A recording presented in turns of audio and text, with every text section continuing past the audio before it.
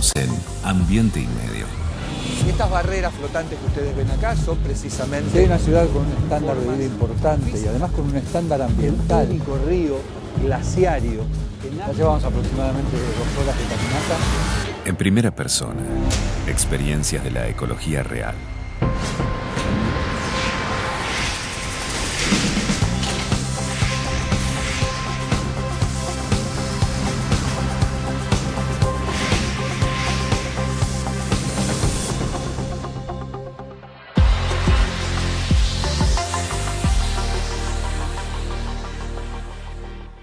Si una anomalía dura 200 años, 2 siglos, significa que hay un fracaso institucional que lo sostiene. La Argentina como país tiene tantos años como la contaminación del riachuelo. Las primeras menciones institucionales sobre la contaminación del riachuelo son de 1811, porque fue tomado por asalto para que así se instalaran todas las industrias, según la tecnología de la época. Lo interesante es que luego de todas esas menciones que van pasando a lo largo del tiempo, se llega a la década del 70, cuando cierto grado de aparición de la conciencia ambiental exige que el riachuelo se empiece a considerar para poder sanearlo. Cada gobierno de 1973 en adelante anunció su plan de saneamiento. Todos fracasaron. Por eso nos obligaron ¿a qué? A recorrerlo de vuelta.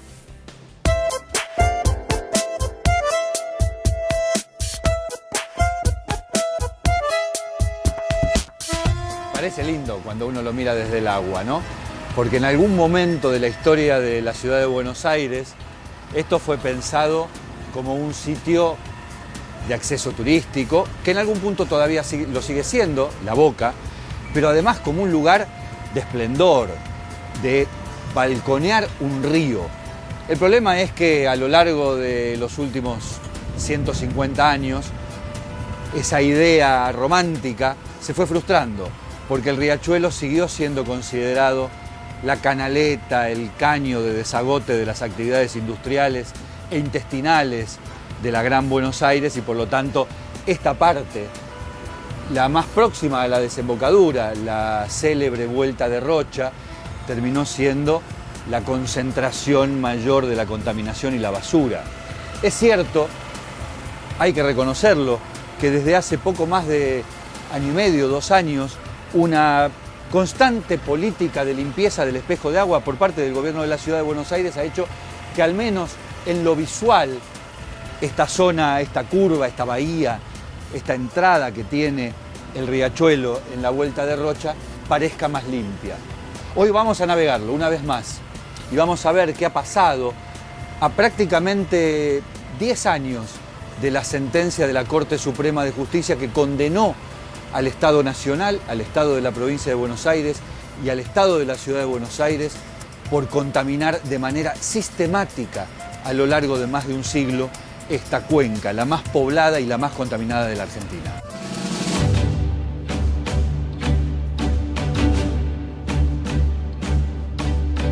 Cuando se habla de la contaminación del riachuelo a veces es difícil dimensionarla o verla, si es que la contaminación puede verse. Esta es una de las posibilidades, porque el río hoy está relativamente bajo. Miren lo que vendría a ser la orilla, esa cinta de tierra negra, completa y absolutamente negra, que aparece una vez que el agua se retira.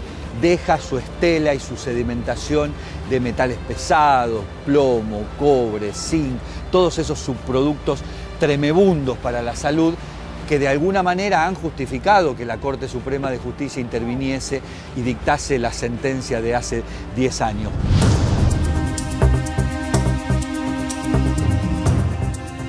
Esta es una de las zonas del riachuelo donde más claramente se ve las célebres burbujas, que la gente a veces confunde o cree que tienen que ver con la presencia de oxígeno, cuando en realidad es exactamente lo opuesto.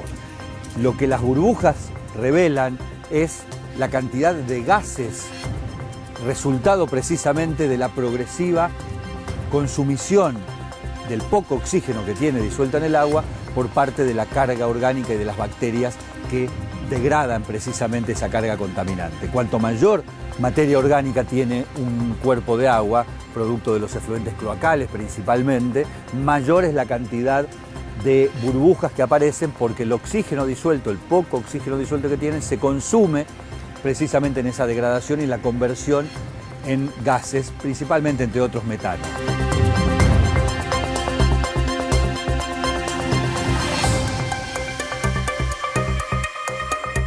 Y aquí, literalmente, donde yo estoy parado, había una casilla. Vivieron durante casi 60 años aproximadamente 200 familias. 100 de ellas fueron retiradas a comienzos del año 2014 y el resto fue finalmente liberado hace pocos meses, pero que tenía cosas espantosas, como que esto, que claramente no estaba, era una casilla que balconeaba, que quedaba incluso hasta con pilotes sobre el riachuelo, viviendo en lo peor de la contaminación.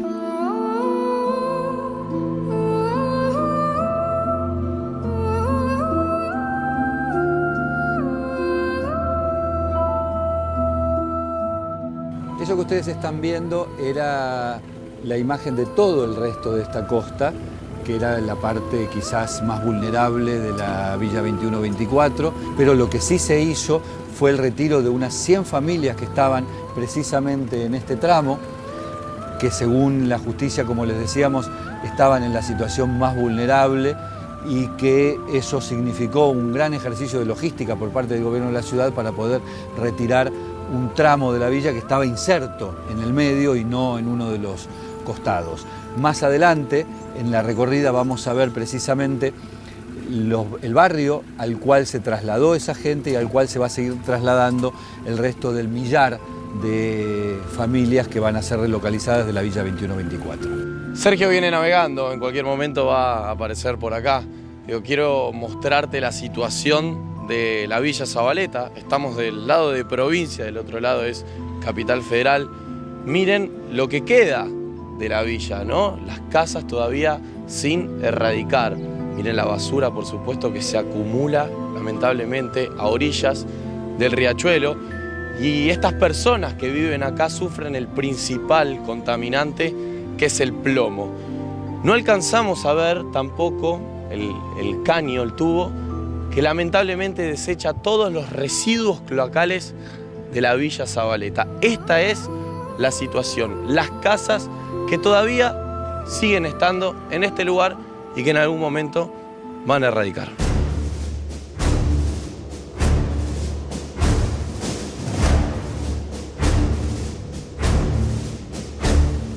Se estima que en el riachuelo hay aproximadamente unas 1.200 industrias que desaguan sobre el cauce directo del riachuelo o sobre los arroyos que abrevan sobre él.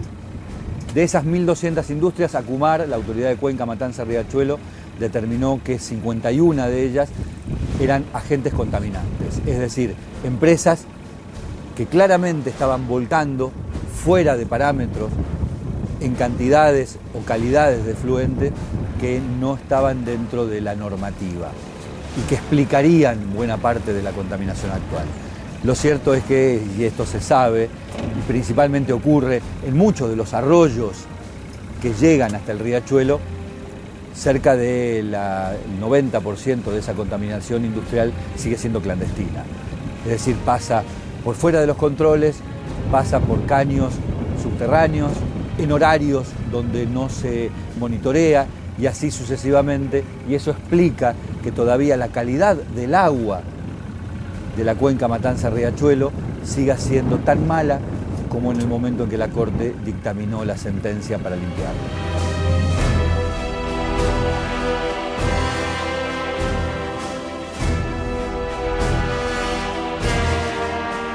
La verdad, cuando iniciamos la recorrida, no imaginé que en un río judicializado, con un fallo de la Corte, con 10 años de haberse creado una autoridad de cuenca, con toda la gente mirando cómo evoluciona la sentencia que ordena sanear el río Matanza-Riachuelo, jamás imaginé que íbamos a encontrar esto, sinceramente.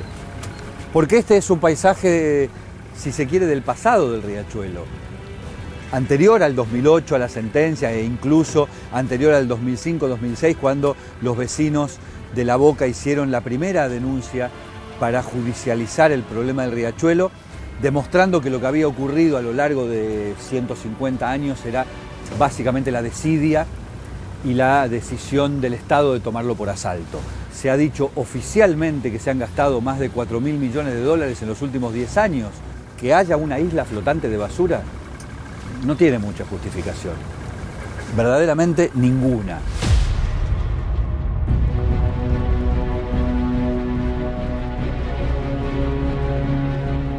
Imagínense si todo esto no estuviera frenado por esta barrera.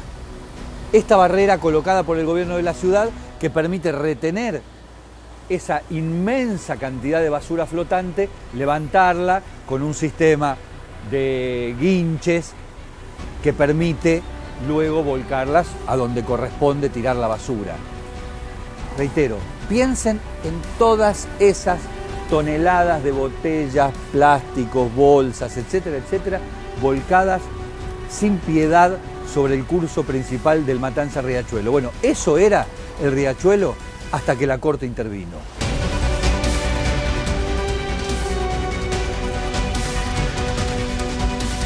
Desde el punto de vista industrial, fuera la época que fuera, desde las curtiembres hasta los saladeros, hasta luego la industria más pesada y más moderna de mediados del siglo XX, la ciudad puso proa sobre el riachuelo. La actividad industrial estuvo asentada a las orillas del riachuelo, lo cual explica también, desde el punto de vista histórico, por qué el riachuelo siempre estuvo contaminado.